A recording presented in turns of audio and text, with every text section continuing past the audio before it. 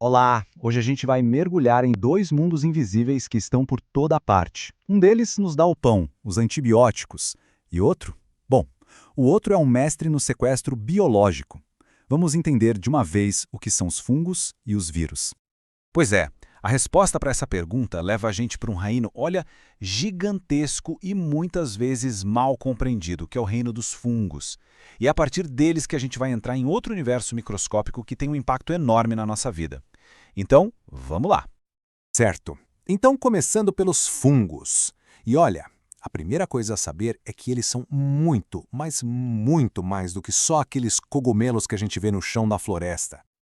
Ao contrário do que muita gente pensa, eles não são plantas. Na verdade, são bem diferentes. A estrutura deles, por exemplo, é feita de um material super resistente, chamado quitina, e o jeito que eles se alimentam, é único.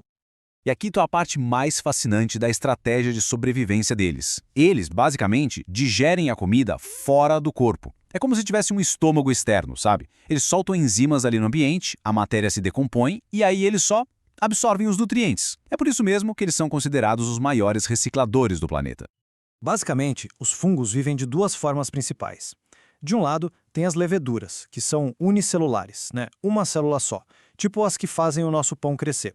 E do outro lado, tem os bolores e os cogumelos, que são multicelulares e formam aquelas redes gigantescas debaixo da terra que a gente chama de micélio. E o papel deles é, absolutamente essencial. Pensa só, uns 40% do trabalho deles na natureza é decompor matéria orgânica. Mas não é só isso, né?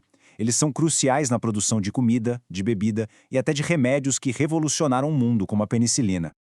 Ok, mas nem tudo são flores, né? A história também tem um lado bem mais sombrio. Isso porque alguns fungos podem ser bem perigosos, causando desde envenenamentos até infecções bem sérias. E aqui, olha, é super importante entender uma diferença. Existe o micetismo, que é quando alguém come um cogumelo venenoso e passa mal quase que na hora. Mas tem outra coisa, a micotoxicose. E aí o perigo é diferente. É comer um alimento, tipo um grão ou um pão, que foi contaminado por um mofo. Esse mofo solta toxinas ali e o problema pode aparecer só a longo prazo. Falando em infecções, as micoses podem ir do mais simples ao mais grave. Elas podem ser superficiais, sabe, na pele, ou um pouco mais chatas, como um pé de atleta que pega pele, cabelo, unhas, mas o problema aumenta se a infecção for subcutânea, entrando por um corte, e pode se tornar gravíssima se for sistêmica, ou seja, se o fungo cair na corrente sanguínea e se espalhar pelos órgãos. Tudo bem? Agora vamos deixar os fungos um pouco de lado e pular para um mundo ainda mais esquisito. Se a gente pode pensar nos fungos como os recicladores, os vírus seriam os piratas. Eles vivem ali, na fronteira do que a gente considera vivo e não vivo. E a descoberta deles foi quase uma história de detetive. Por décadas, os cientistas perseguiam um fantasma, um agente causador de doenças que era tão, mas tão pequeno que passava por qualquer filtro que eles usavam. Foi só lá nos anos 30, com o microscópio eletrônico, que finalmente conseguiram ver um vírus pela primeira vez. E o que é um vírus, afinal? Pensa nele como um pendrive biológico. Ele é basicamente um pacotinho de instruções genéticas, DNA ou RNA, protegido por uma capa de proteína. Sozinho, ele não faz nada, é totalmente inerte. Mas, quando ele encontra uma célula viva para invadir, aí a história muda. Aí fica a pergunta, né? Como uma coisa tão simples consegue causar tanto estrago? A resposta é assustadora. Ele transforma as nossas próprias células em fábricas de vírus. E o plano de ataque é quase sempre o mesmo. Primeiro, ele gruda na célula. Depois, entra. Aí, ele se livra da capinha protetora e libera o material genético. Nesse momento, ele sequestra a célula e a força a fazer cópias dele. Depois, as novas partículas são montadas e, por fim, milhares de novos vírus são liberados, muitas vezes destruindo a célula no processo. Essa é a estratégia básica, do vírus da gripe a outros bem mais sérios.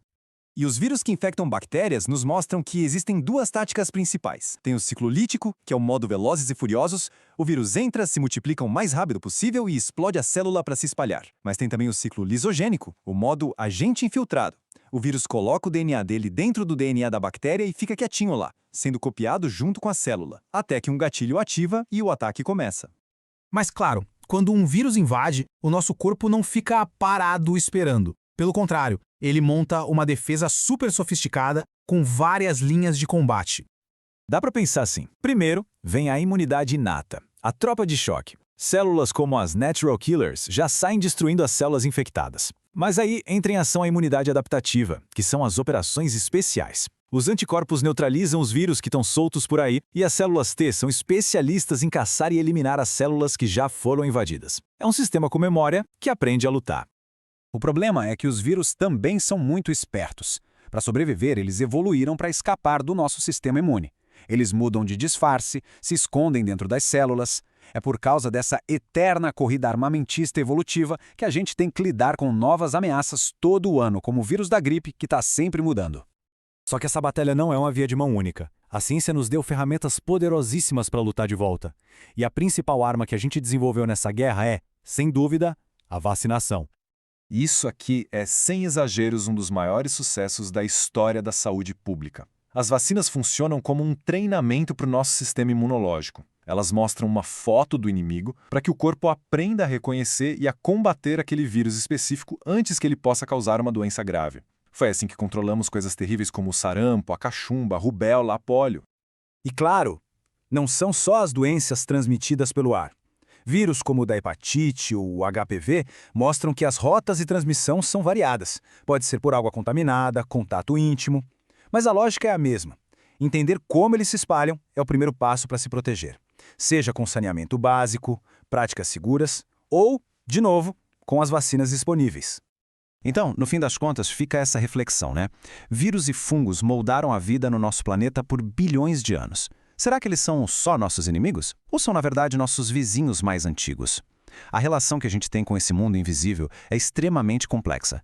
É uma história de conflito, claro, mas também de dependência e, no fim, de coexistência.